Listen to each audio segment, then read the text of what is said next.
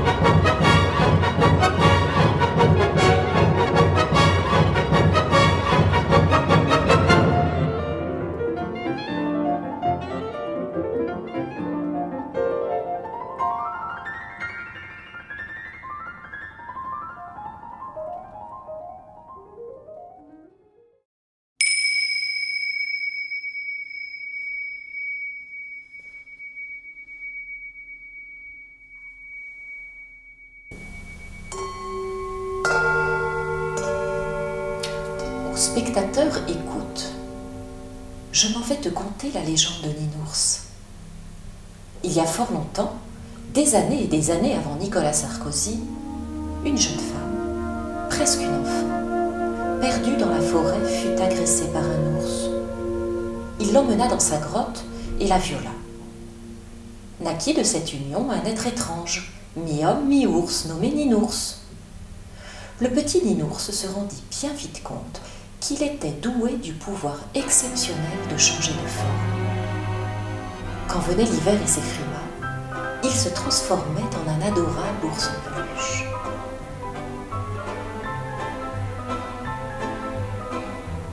Passaient les longs mois d'hiver. Et quand revenait le début du printemps, au mois de février, il reprenait sa forme humaine, chantait, et en règle générale commençait par faire des crêpes. Cette transformation a aujourd'hui encore lieu tous les ans au moment où les ours sortent de leur hibernation et chantent eux aussi pour fêter le retour du sommeil. Chers spectateurs, c'est d'ailleurs l'occasion d'ouvrir une petite parenthèse. Sache que c'est ce moment de l'année, celui du chant de l'ours, qui donna par la suite son nom à la fête de la Chandeleur. Le mot chandeleur vient de là. Chant de l'ours devint chandeleur. Quant à la métamorphose de Ninours, sache qu'elle aura lieu chaque année jusqu'à la fin des temps. Quand celle-ci viendra, quand le Gulf Stream s'arrêtera, alors Ninours se transformera une dernière fois en un ours brun, et ceci pour l'éternité. Alors aura lieu une dernière fois la cérémonie du miel pour lutter contre la destruction complète de la planète.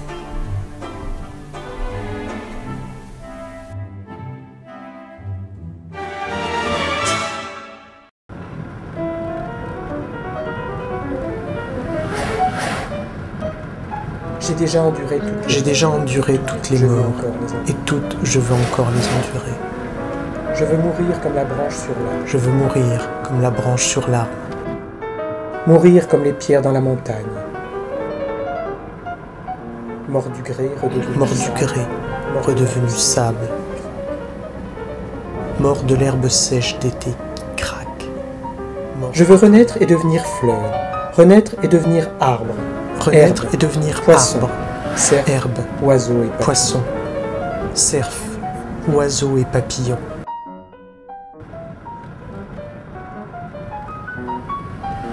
L'impatience me fera quitter chaque forme, et je gravirai les marches menant aux ultimes souffrances des hommes.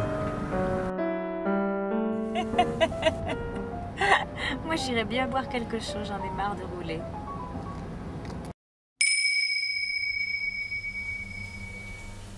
Mon père était forestier. Il avait pour la nature un grand respect, pour la nature et pour l'homme. Mon petit frère ou un autre enfant, je ne sais plus, l'appelait le chef des arbres. Il a filmé pour lui et ses enfants des dizaines de couchers de soleil avec sa caméra Super 8. C'était dans les années 50-60. Il a filmé les arbres, les fleurs et la montagne où l'homme vivait alors.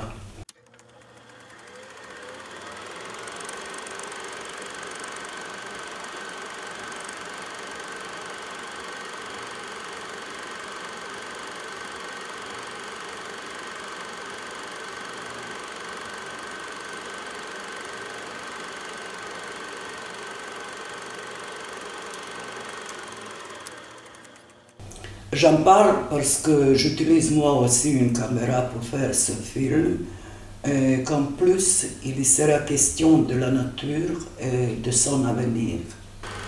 Pouvait-on imaginer alors qu'un jour le Gulf Stream s'arrêterait? Et ceci à cause de l'homme, ou pour être plus précis à cause du développement industriel de son économie, commencé à la fin du XIXe siècle, ou pour être encore plus précis, à cause d'une politique qui a fait et fait toujours passer le profit avant toute autre valeur, avant la vie même. Pouvait-on imaginer que les tomates seraient un jour greffées avec des gemmes de scorpions pour qu'elles pourrissent moins vite? Non, c'était un autre monde. Un monde où l'on mangeait les tomates avant qu'elles ne pourrissent. Un monde où l'on pensait que l'équilibre de la planète était stable. Un monde même où cette question d'équilibre ne se posait même pas. Je revois ces images d'avant. C'était avant.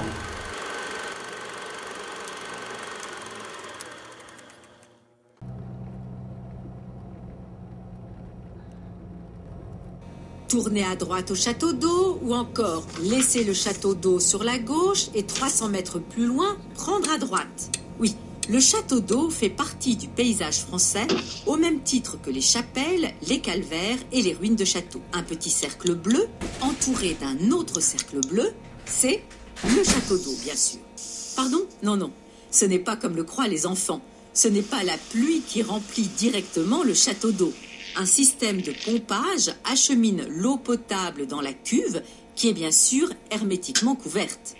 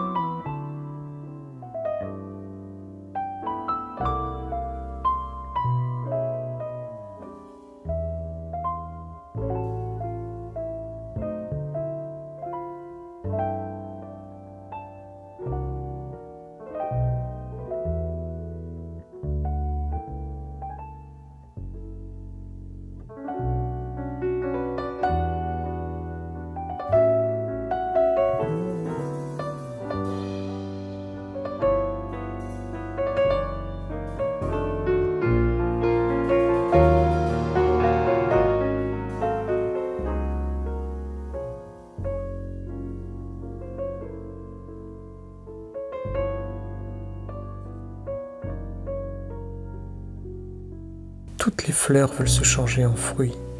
Toute matinée veut devenir soirée. Sur terre, rien n'est éternité, si ce n'est le mouvement du temps qui fuit.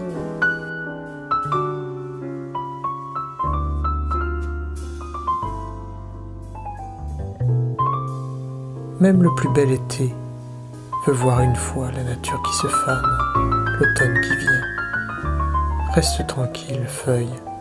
Garde ton sang-froid lorsque le vent veut t'enlever au loin. Poursuis tes jeux et ne te défends pas. Laisse les choses advenir sans heurts. Laisse enfin le vent qui te détacha te conduire jusqu'à sa demeure.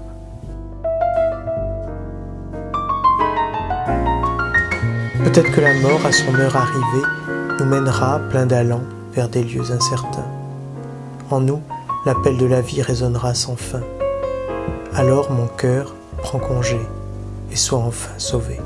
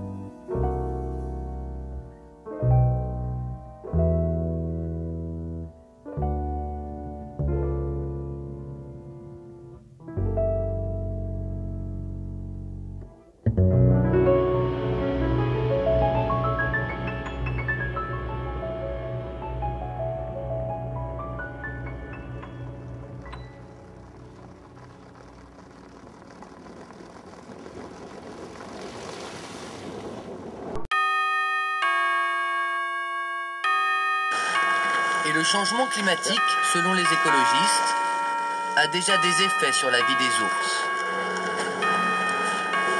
Certains d'entre eux, quand la banquise fond au printemps, restent à terre, Sans glace, donc sans phoques, presque sans nourriture pendant des périodes beaucoup trop longues.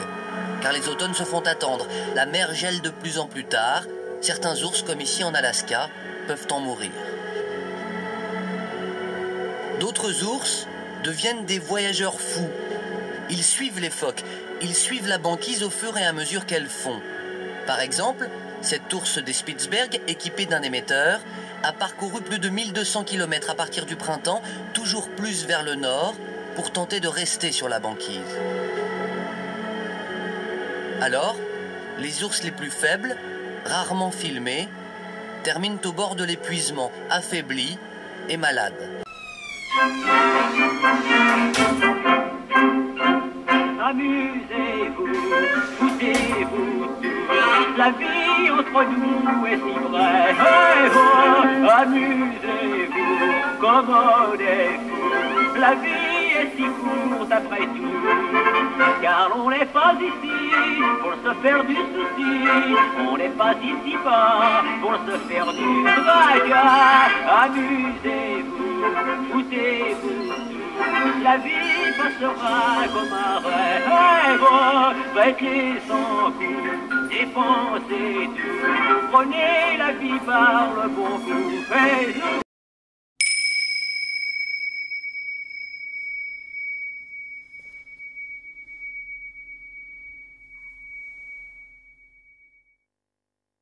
La communauté scientifique publie aujourd'hui un rapport qui prouve indéniablement que la Terre se réchauffe. Ce réchauffement planétaire est le résultat des choses que vous faites, vous, les adultes, mais surtout des choses que vous ne faites pas. Si on ne prend pas rapidement des mesures drastiques, quand je serai grand, il n'y aura plus un seul poisson dans la mer.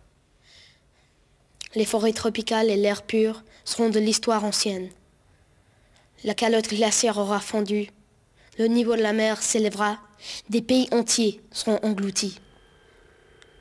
La vie sur nos planètes sera profondément bouleversée à un point que vous n'imaginez même pas. Risque de famine, pandémie, baisse de l'espérance de vie. Il ne s'agit pas simplement de l'avenir, il s'agit de mon avenir. Mais je ne vous apprends rien, n'est-ce pas? Vous, les adultes, cela fait des années que vous le savez. Vous auriez pu faire quelque chose pour y remédier, mais vous n'avez rien fait.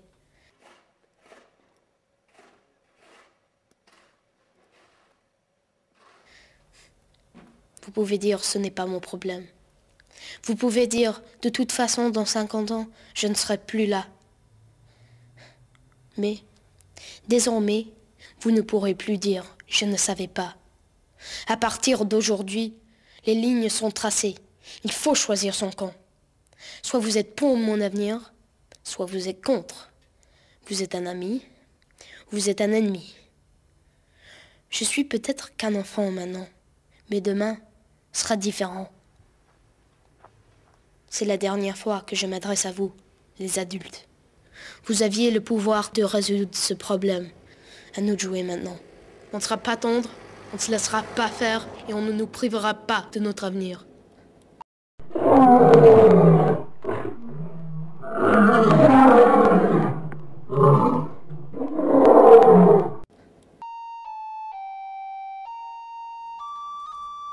Nous sommes à un moment de l'histoire qui pose un défi radicalement nouveau à l'espèce humaine. Pour la première fois, son prodigieux dynamisme se heurte aux limites de la biosphère et met en danger son avenir. Vivre ce moment signifie que nous devons trouver collectivement les moyens d'orienter différemment cette énergie humaine et cette volonté de progrès. C'est un défi magnifique, mais redoutable. Or, une classe dirigeante prédatrice et cupide, mésusant du pouvoir, fait obstacle au changement de cap qui s'impose urgemment. Elle ne porte aucun projet, n'est animée d'aucun idéal, ne délivre aucune parole mobilisatrice. Après avoir triomphé du soviétisme, l'idéologie néolibérale ne sait plus que s'auto-célébrer. Presque toutes les sphères de pouvoir et d'influence sont soumises à son pseudo-réalisme qui prétend que toute alternative est impossible et que la seule voie imaginable est celle qui conduit à accroître toujours plus la richesse. Cette représentation du monde n'est pas seulement sinistre, elle est aveugle. Elle méconnaît la puissance explosive de l'injustice, sous-estime la gravité de l'empoisonnement de la biosphère, promeut l'abaissement des libertés publiques.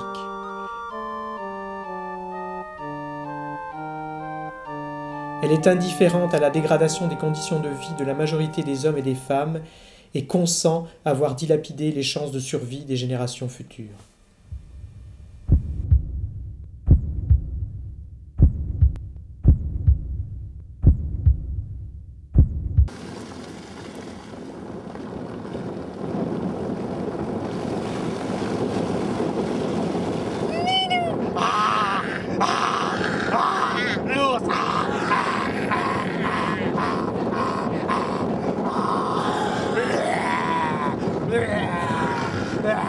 L'ours.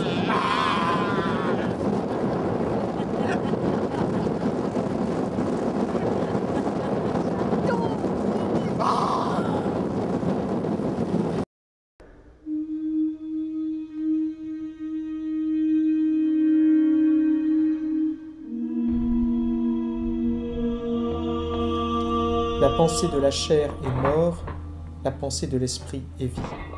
N'est adressable à tous que ce qui est absolument gratuit. N'est adressable à tous que ce qui est absolument gratuit. Fin d'un monde en tout cas. Aucune vérité n'est solitaire ou particulière. Et si la fin de cet homme-là correspondait à la fin du monde annoncé? C'est l'histoire d'un homme qui va mourir et qui veut avant dire à la fois ces deux fins qui s'avancent. Fin de la vie d'un homme et fin dans le même temps de l'équilibre écologique de la planète.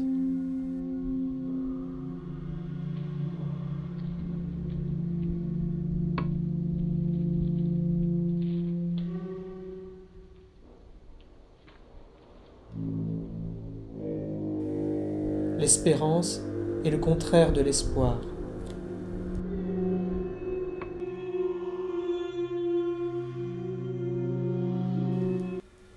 L'espérance ne déçoit jamais.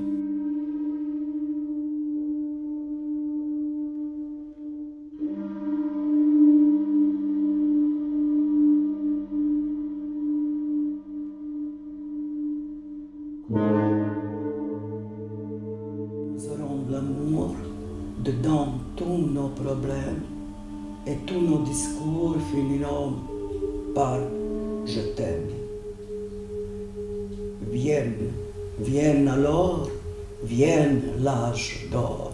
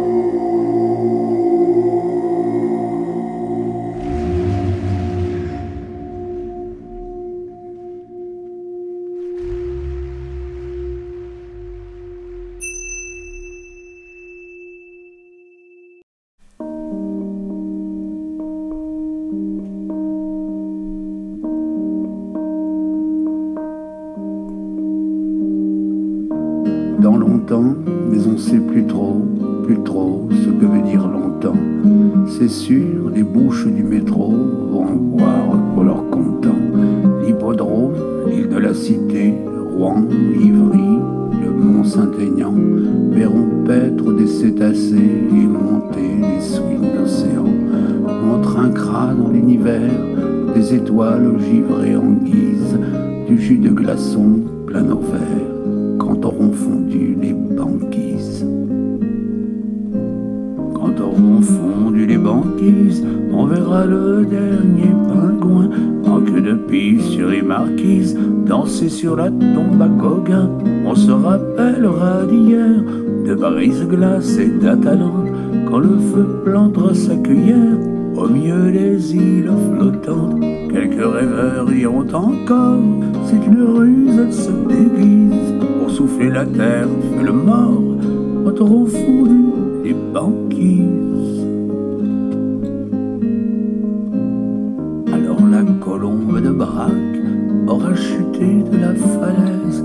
Ce jour entassé sur nos barques, on vivra debout sur nos chaises. L'horizon loin de l'horizon, les étoiles seront noyées. Patiner sera plus de saison dans cet arche humain de Noé. 1 million d'étés saluera la dernière plage conquise, avec des flammes plein les bras quand auront fondu les banquises.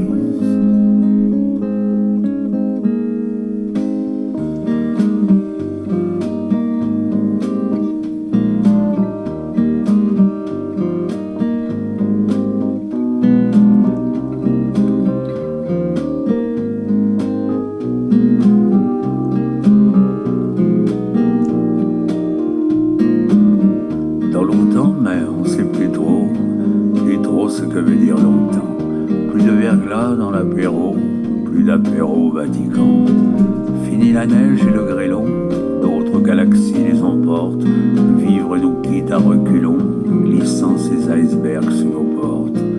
Dans 1000 ans, peut-être plus d'heures, fini les couteaux qu'on aiguise pour l'assiette du prédateur.